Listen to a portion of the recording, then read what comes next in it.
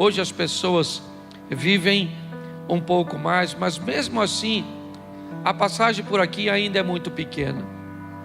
Qualquer erro que possamos cometer, dependendo do grau, ele pode comprometer muitos anos da nossa vida tentando consertá-lo. Muitas vezes uma dívida contraída num ano pode ser paga em 3, 4, 5 ou 10 ou não. Muitas vezes, para que esse erro seja apagado, algo precisa ser feito, um tempo precisa passar para que seu nome seja removido de um órgão de proteção a um crédito.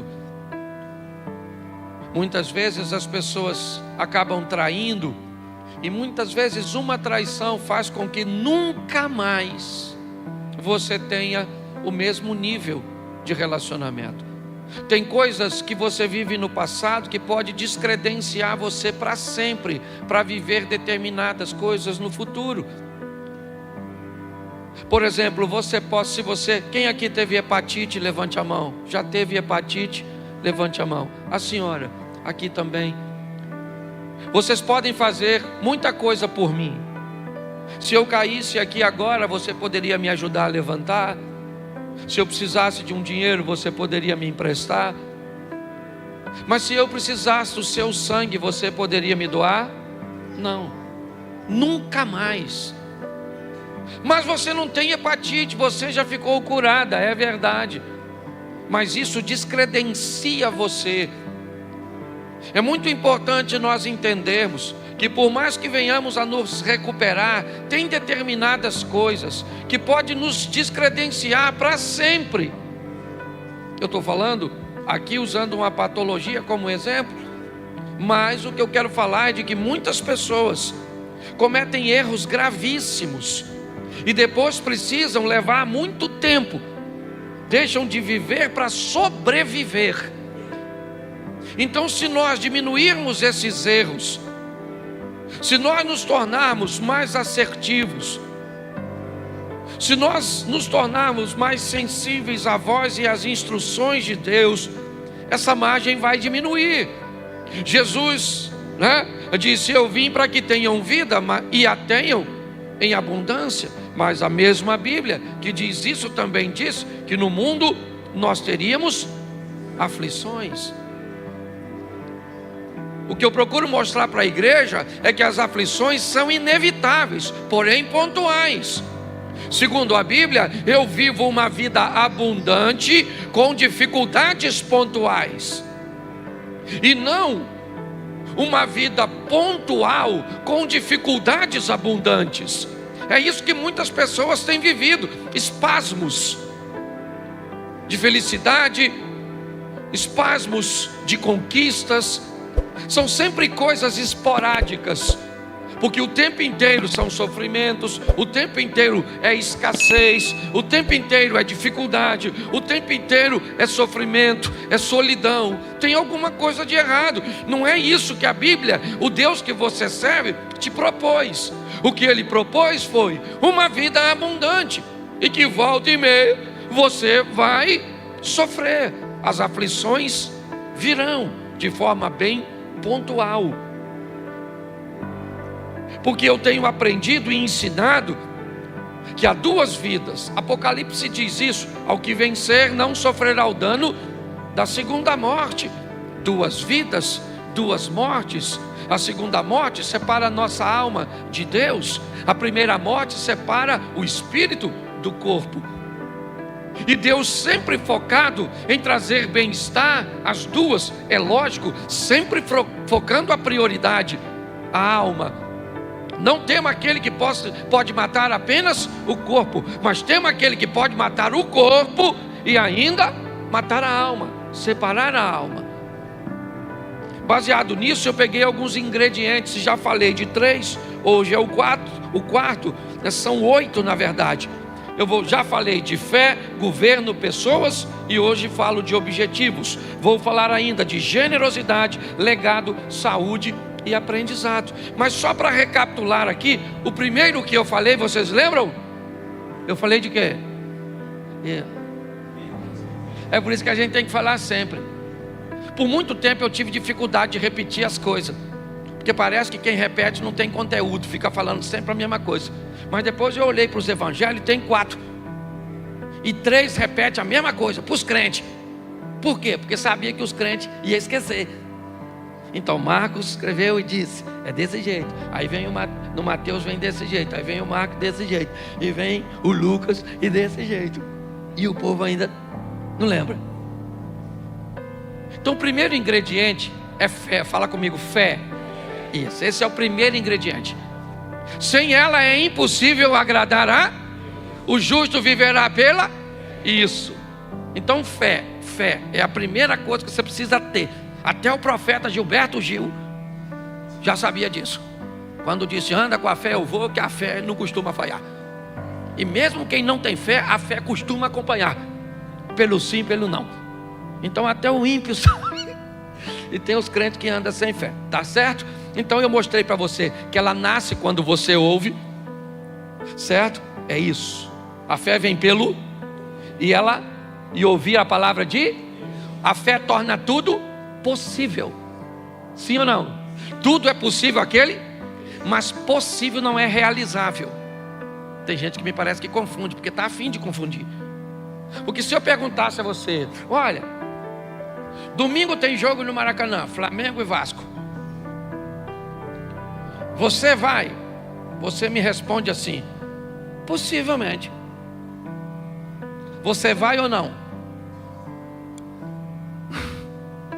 Fala para mim, se você me disser possivelmente, você vai ou não? Nossa. Se eu perguntasse para você assim, olha, vou fazer uma festinha lá na minha casa, deixa eu se tirar do Maracanã, porque Maracanã é pecado. Então a igreja se constrange, e provavelmente tem botafoguense e tricolores que não iriam mesmo, então nem se manifestou. Tá certo? Mas vamos tentar de novo. Fazer igual Jesus com a mulher samaritana. Falou de água, não dá certo, ele fala de marido. Vamos tentar aqui. Eu vou fazer uma festinha lá em casa na quarta-feira e eu digo para você, você vai? Você diz para mim assim, pastor, não vou dar garantia não, mas possivelmente eu vou. Você vai ou não? Vai ou não? Você não me falou. Você não falou nem que sim, nem que não. Então quando a Bíblia diz que a fé torna tudo possível, ela não está dizendo que Deus vai fazer e que não vai fazer. Ela só diz que quando você chega perto dele, o impossível se torna, mas não significa que ele vai fazer. Tem gente que vem para a igreja, um está morrendo de câncer, aí você vem, aí fala, meu Deus, ela não pode morrer, minha mãe, não pode morrer, ou é minha fé, eu tenho fé, chamou os irmãos, tudo. Até os cajaceiros vêm para a campanha, e vão embora, une a fé de todo mundo, aí a mãe morre. O que faltou? Não! Porque a fé não dá garantia que vai acontecer. A fé traz a possibilidade, está assim de gente frustrado, porque está achando que Deus prometeu coisas que Ele não prometeu. Ele só disse, se você chega perto de mim com fé, tudo é mas se não acontecer, você ainda continua tendo fé, pronto. Por isso que tem uns povos que vai embora. Nossa, Deus falou que ia fazer, não tem palavra. Você que não entendeu direito. Então eu acho que vale até pregar de novo. Eu acho que eu vou pregar de fé de novo. Então ela torna tudo possível. Ela tem tamanho. A fé seja feita segundo a medida da sua. Se você tiver a fé do tamanho de um grão, então fé tem tamanho. Por isso que a Bíblia diz de fé em fé, de glória em glória.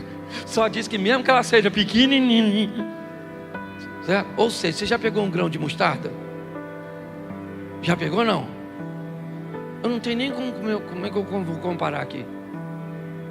Sei lá, não, qualquer coisa.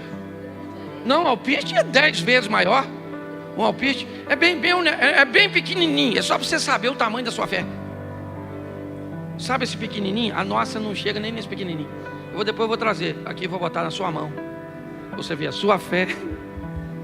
Então ela vai crescendo, é de fé em fé, de glória em.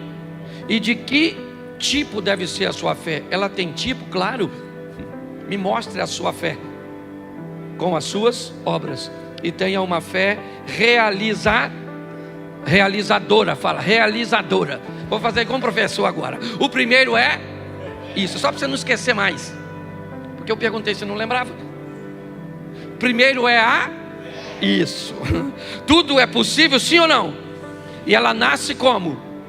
Ouvindo. A fé vem pelo e ouvir a palavra de isso aí.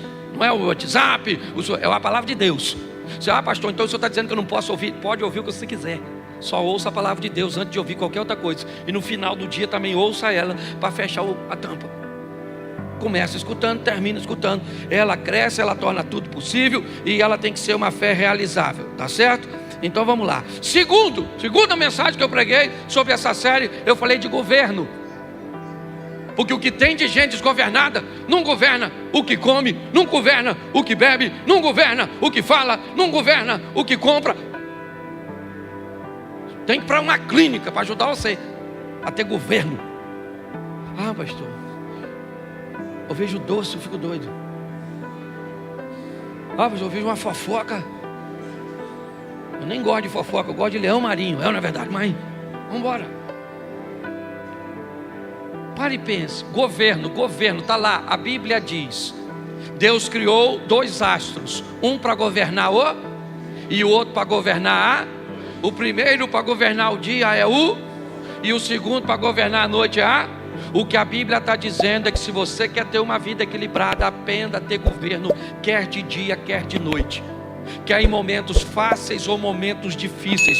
Nunca perca o governo, nunca perca o controle, nunca entregue o controle de sua vida para um provocador, nunca entregue um controle de sua vida para outra pessoa.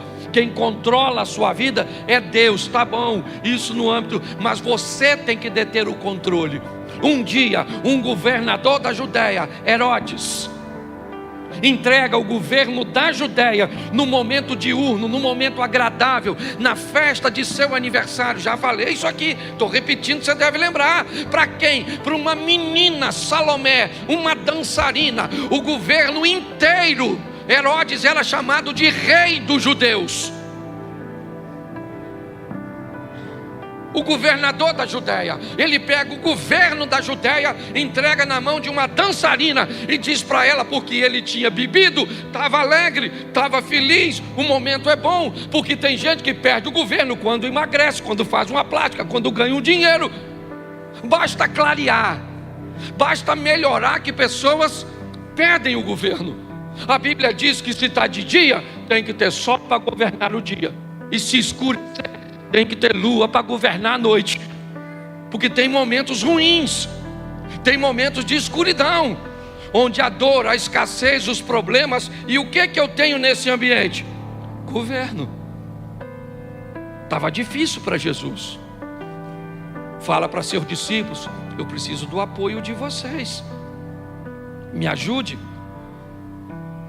Foi orar, quando voltou, eles estão dormindo. Jesus disse: olha, Pai, se possível for, a parte de mim esse cálice. Estava escuro. Pilatos disse: se defenda. Ele disse: não. Os soldados disseram: desça da cruz. Ele disse: não. Estava de noite, mas ele tinha o governo.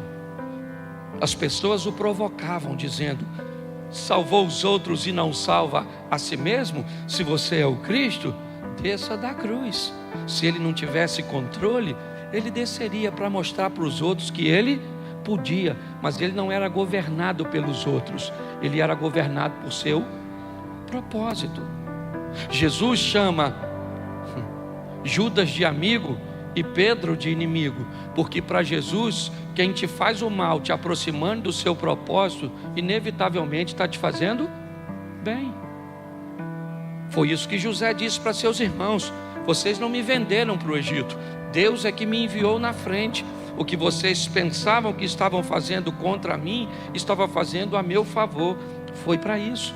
Governo. O que nós precisamos hoje é de pessoas que tenham governo. Governo para conseguir ler a Bíblia, porque tem gente que diz que não consegue. Deve ser muito caro. Ou você deve ter 24 horas por dia ocupada. Não lê porque não governa. Não ora porque não governa. Não jejua porque não governa.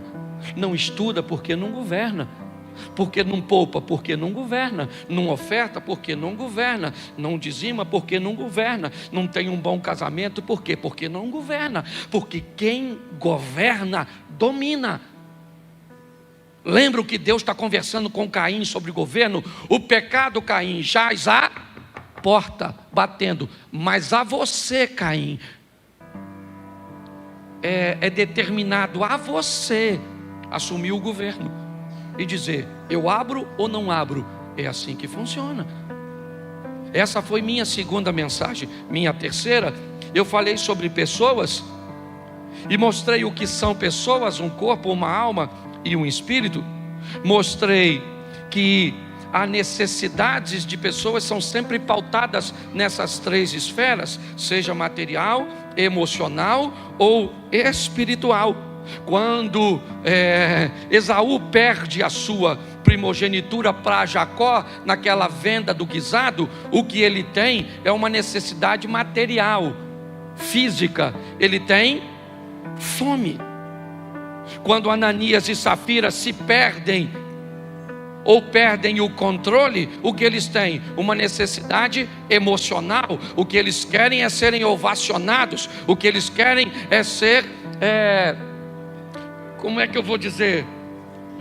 Louvados, respeitados, porque estão fazendo o que todo mundo está fazendo, mas eles não querem fazer. Mas como aqueles que fazem estão sendo enaltecidos porque fazem, então eu vou fingir que faço aqui também.